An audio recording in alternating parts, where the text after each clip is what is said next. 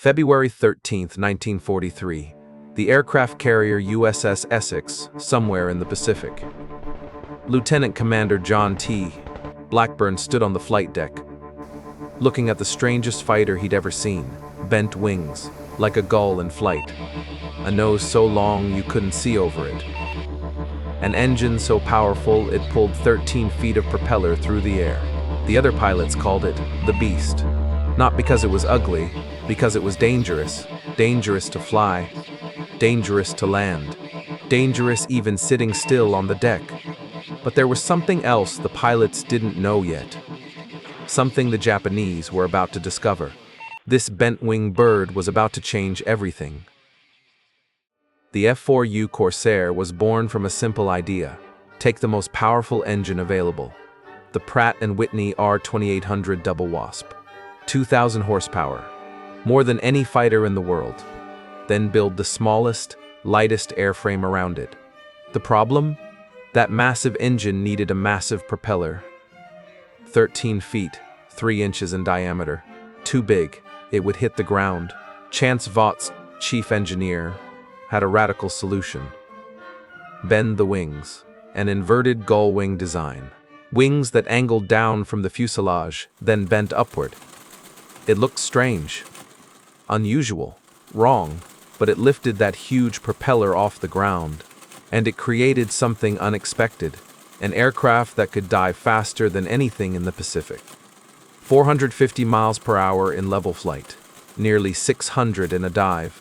The Japanese Zero could barely reach 350. May 29, 1940, the first F4U took flight. Test pilot Lyman A. Bullard climbed to 15,000 feet. Then he pushed the throttle forward and became the first American pilot to exceed 400 miles per hour in a fighter. The Navy immediately ordered production. 600 Corsairs, then another 1,000, then more. By 1943, Vought, Goodyear, and Brewster were building them by the hundreds. But there was a problem, a deadly problem. The Corsair was killing pilots. Not in combat. In training, the Corsair had 3 ways to kill you. First, that long nose. You couldn't see the deck on approach. You just hoped you were lined up. Second, the torque. All that power tried to flip you left on takeoff.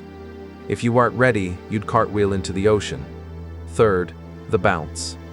Hit the deck too hard, and the landing gear would bounce you right back into the air, into the island, into other aircraft. We lost more pilots to landing accidents than we did to the Japanese, at least at first. The Navy made a decision. The Corsair was too dangerous for carrier operations.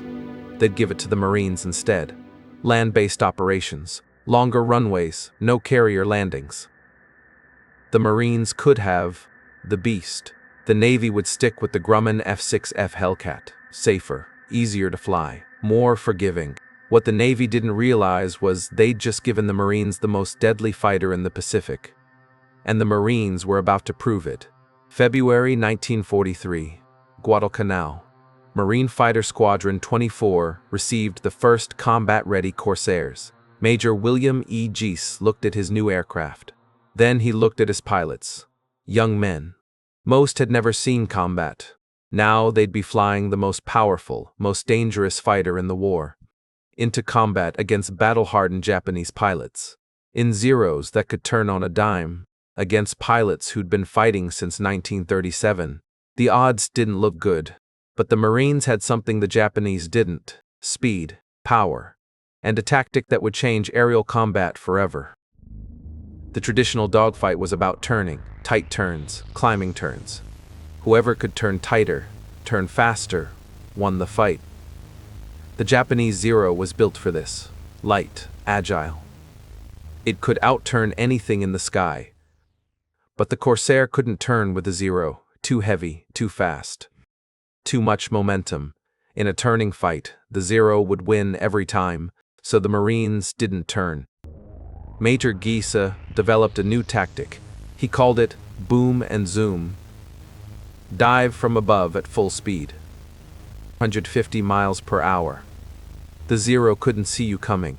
One pass, guns blazing. 650 caliber machine guns, 2,400 rounds. 2 passes if you were lucky, Then zoom back up to altitude. Gone before the Zero could react. Don't turn, don't dogfight, don't slow down. Speed was life. Speed was the only advantage that mattered. February 14th, 1943. Valentine's Day, VMF-24's first combat mission. 12 Corsairs took off from Henderson Field. Their mission, escort bombers to Kahili. Lieutenant Kenneth Walsh was flying wing. 26 years old, Brooklyn, New York. He'd never seen a Zero before. That was about to change. We were at 20,000 feet when I saw them. A formation of Zeros, maybe 15 of them, below us. Perfect position. I rolled inverted and dove. The Corsair accelerated like nothing I'd ever felt. 400, 450, 480. The Zero grew in my gun sight. I fired. 2-second burst. Saw strikes on his wing.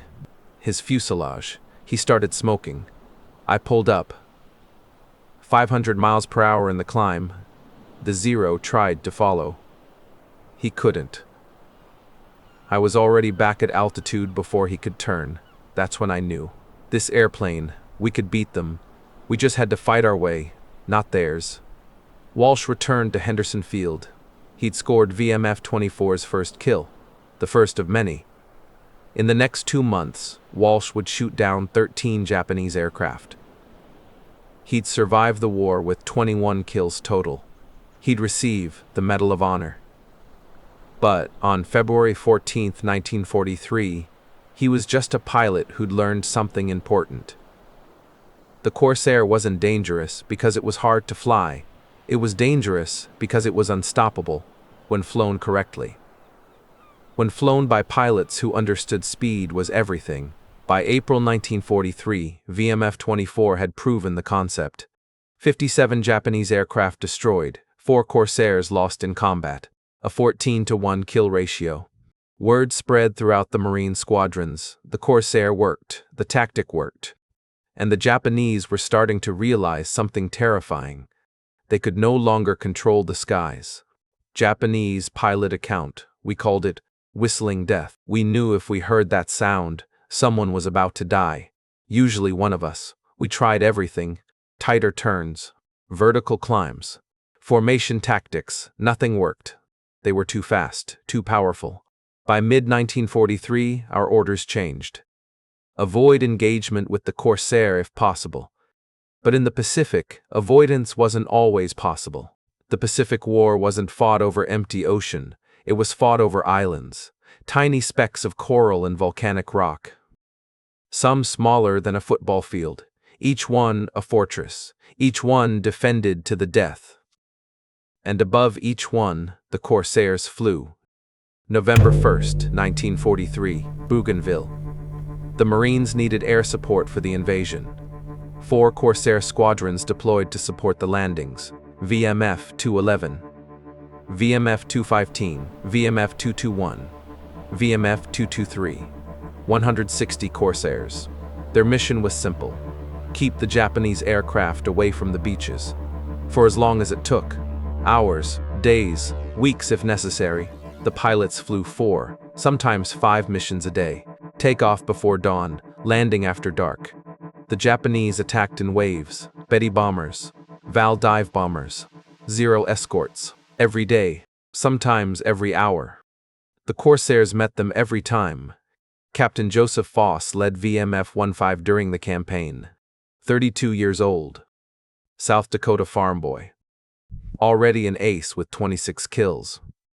On November 25th, he flew 5 missions, shot down 4 Japanese aircraft, nearly ran out of fuel on the last landing. His crew chief counted the bullet holes later.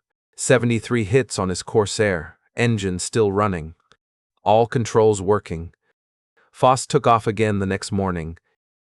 People ask me about the Corsair. Was it a good fighter? I'll tell you what it was. It was the airplane that brought me home. Every single time. I took damage that would have downed any other fighter. Cannon hits, machine gun fire. Even small arms from the ground. The Corsair kept flying. 26 kills, 73 missions. That airplane saved my life more times than I can count. I owe it everything. The Bougainville campaign lasted 3 months. The Corsairs flew 8,581 sorties, shot down 584 Japanese aircraft. Lost 47 Corsairs to enemy action, a 12-to-1 kill ratio. But those numbers don't tell the whole story. They don't tell you about the pilots who didn't come home, the ones who dove too low, who ran out of ammunition, out of fuel, out of luck, the ones whose Corsairs finally couldn't bring them back. Lieutenant Robert M.B. Hansen, age 23, February 3, 1944. Captain Edwin L. Olander, age 26, November 14, 1943. First Lieutenant Wilbur J. Thomas, age 24. January 24, 1944. The survivors returned to their bases, exhausted, grieving.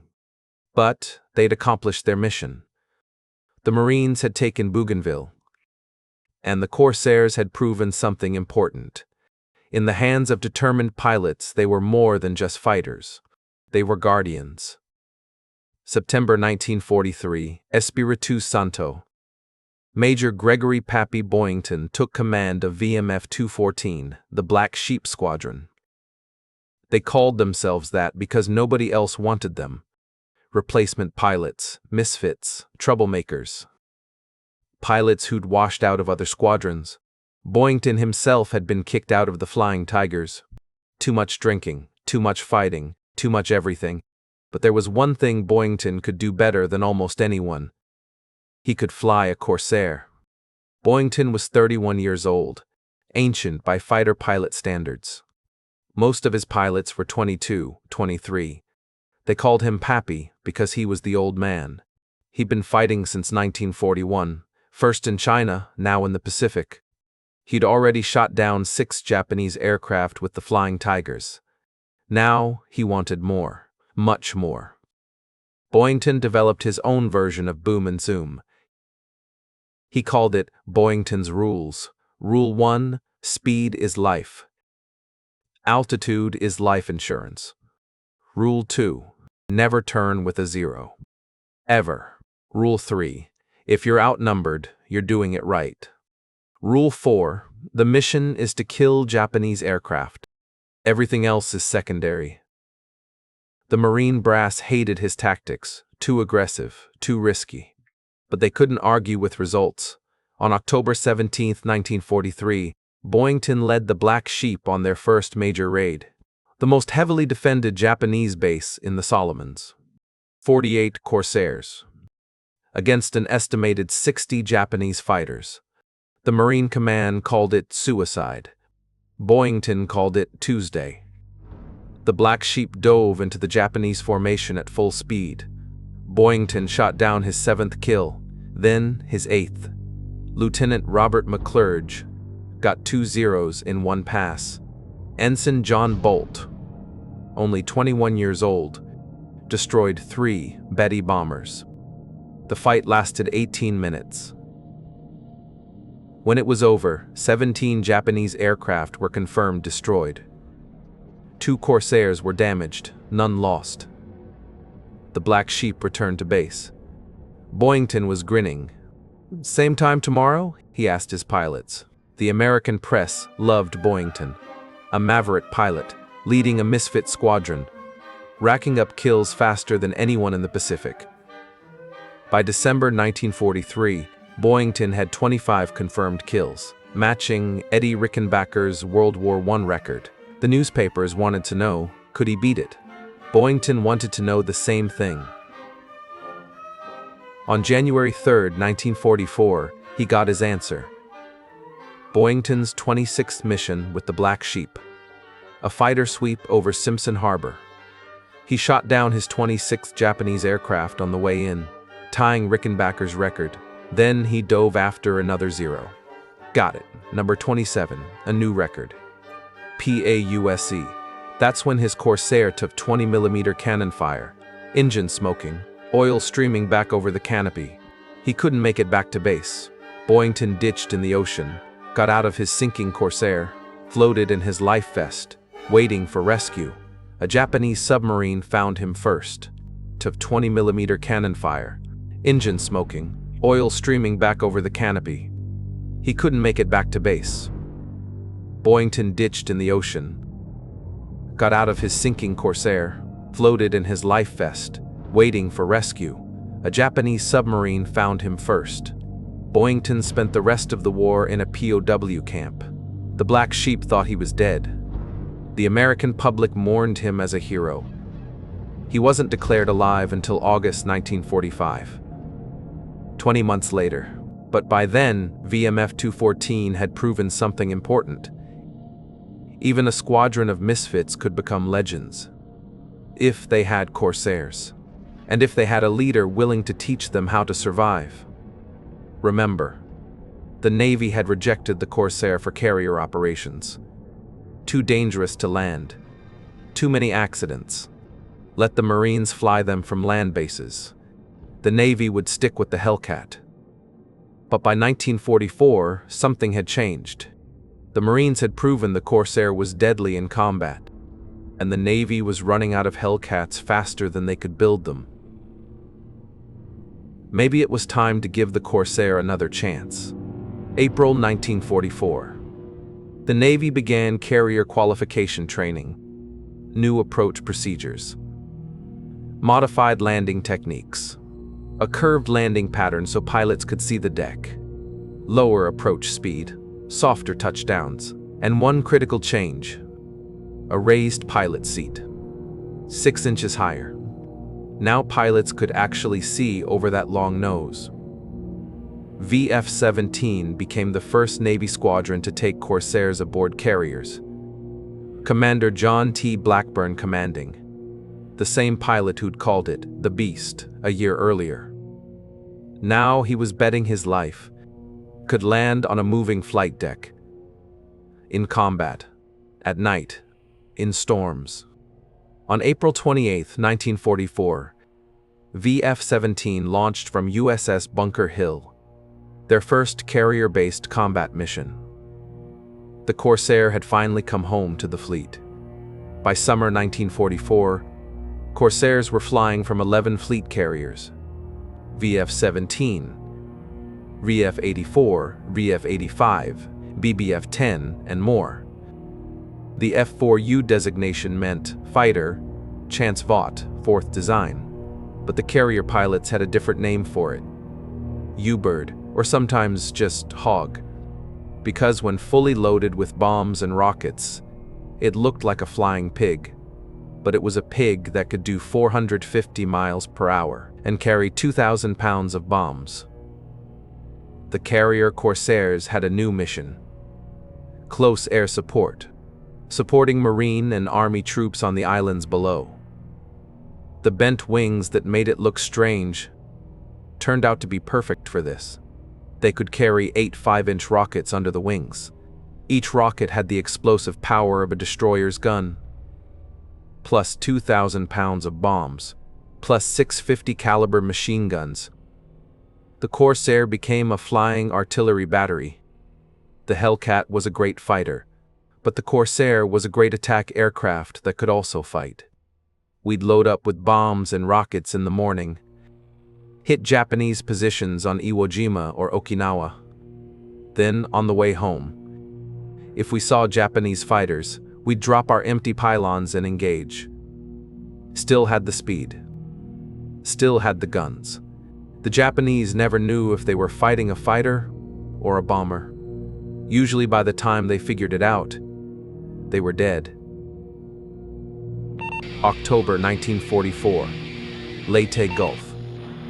The Japanese introduced a new weapon: kamikaze pilots, suicide attacks, aircraft loaded with bombs, flown directly into American ships. There was no defense against a pilot willing to die, except to shoot him down before he reached his target. That became the Corsair's new mission: combat air patrol, CAP, circle the fleet, watch for incoming Japanese aircraft, intercept them before they reach the carriers, kill them all, every single one. Because if even one kamikaze got through, hundreds of American sailors would die. The Corsairs flew CAP missions in 4-hour shifts, Dawn to dusk, dusk to midnight, midnight to dawn, every hour, every day. Pilots flew 2, sometimes 3 missions per day. Takeoffs in darkness, landings on pitching decks in storms, and always, always watching the horizon for incoming threats. Off Okinawa, Lieutenant Philip Wilmot was flying cap when the call came. Many bogeys. Bearing 270. Distance 40 miles. Closing fast. Wilmot's division of 4 Corsairs turned toward the threat. They found them at 15,000 feet. 32 Japanese aircraft, Zeros, Vals, and Judys. All loaded with bombs. All headed for the fleet. 4 Corsairs against 32 kamikazes. Wilmot didn't hesitate. He dove into the formation, shot down the lead bomber. His wingman got another. They carved through the formation, guns blazing. 4 against 32. Other Corsair divisions arrived. 8 more aircraft. Then 12. The sky became a chaos of tracers and explosions. Japanese aircraft falling into the sea. Kamikazes breaking formation. Trying to escape. Trying to reach the fleet. The Corsairs hunted everyone. When the fight ended, 29 Japanese aircraft had been shot down. 3 reached the fleet. 1 hit the destroyer USS Laffey. The ship survived, but 43 sailors died. The Corsair pilots returned to their carriers. Exhausted. Low on fuel. Low on ammunition. They'd saved the fleet. But 3 kamikazes had gotten through. To the pilots, that felt like failure. Even though they'd shot down 29 out of 32. Even though they'd saved hundreds of lives. 3 got through. That haunted them. You can't understand what it's like. Watching a kamikaze diving on your ship. Your home, your friends, and you're too far away, too slow. You can't stop them. You watch them hit. See the explosion. See the smoke. We shot down hundreds of kamikazes, saved thousands of sailors, but the ones that got through, those are the ones I still see. 75 years later, I still see them. By 1945, the Corsair had proven itself, in combat, on carriers, against kamikazes. But that success came with a cost, a terrible cost. Not every pilot came home. From 1943 to 1945, the Navy and Marines lost 724 Corsairs to enemy action. That's 724 aircraft shot down, destroyed, gone. But that number doesn't tell you the real story. Because each Corsair carried a pilot. A young man, 22 years old. 23, 24, sons, brothers, husbands, fathers. Ensign David S. McFarland, 23 years old, Kansas City, Missouri. Shot down over Okinawa, April 12, 1945. His daughter Sarah was 6 months old. She never knew her father. 25 years old, St. Paul, Minnesota. Crash landed after combat, June 5, 1944. Died of injuries 2 days later. Captain Robert M. Hansen, 23 years old, Newtonville, Massachusetts. Shot down over Rabaul, February 3, 1944. 6 days before he was supposed to rotate home. His mother kept his room unchanged for 40 years. The telegrams arrived at homes across America. The Secretary of the Navy regrets to inform you. Mothers became Gold Star mothers. Wives became widows. Children grew up without fathers, all because their pilot flew a Corsair into combat and didn't come home. In the squadron ready rooms, there was a tradition. When a pilot didn't return, his chair remained empty. The squadron moved on, because the war didn't stop for grief. The next mission launched the next morning, with 1 fewer pilot. 1 empty chair. Until a replacement arrived. and the cycle continued. Ensign David S. McFarland, age 23, April 12, 1945. The Japanese had a name for the Corsair. Several names, actually, but one stuck: Whistling Death. The sound of a Corsair diving at full speed created a distinctive whistle, a scream through the air. When Japanese soldiers heard that sound, they knew death was coming. By 1945, the Corsair had evolved. It wasn't just a fighter anymore. It was a complete weapons system: fighter, bomber, close air support, reconnaissance. It could do everything, and it did it better than almost any other aircraft in the war.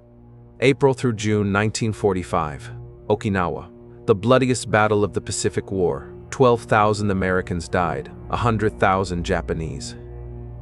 And through it all, the Corsairs flew, supporting Marines on the ground, attacking Japanese positions, dropping napalm, firing rockets, strafing trenches, hour after hour, day after day. We called them in when we couldn't move forward: Japanese bunkers, machine gun nests, artillery positions. The Corsairs would come in low, so low you could see the pilot's face. They'd drop napalm right on target, 30 meters from our position, danger close. But they never missed. Those pilots saved my life, probably a dozen times. I never learned their names, but I owe them everything. By August 1945, the Corsair's record was unprecedented. 2,100 Japanese aircraft destroyed in air combat, an 11-to-1 kill ratio. The best of any American fighter in the Pacific. Better than the Hellcat, better than the Lightning, better than the Mustang, but those numbers only tell part of the story. Because the Corsair's real achievement wasn't how many enemies it destroyed. It was how many Americans it brought home alive. August 15, 1945. Japan surrendered. The war was over. Across the Pacific, on every carrier, every airfield, pilots celebrated. They'd survived. They were going home. But for the Corsair pilots, the war didn't end on August 15th. It ended whenever their last mission landed. Some flew combat air patrol until August the 16th, just in case. Some flew reconnaissance missions until August 20th, making sure the ceasefire held. The very last Corsair combat mission of World War II flew on August 15th at 11:47 p.m., 47 minutes before the official ceasefire. Lieutenant Commander John T. Blackburn, the same pilot who'd first called it the Beast in 1943. He'd flown his last combat mission, and he'd survived. The squadrons began returning home. VMF-214, VMF-24, VF-24, VF-17, the pilots who'd survived. They came home to ticker tape parades,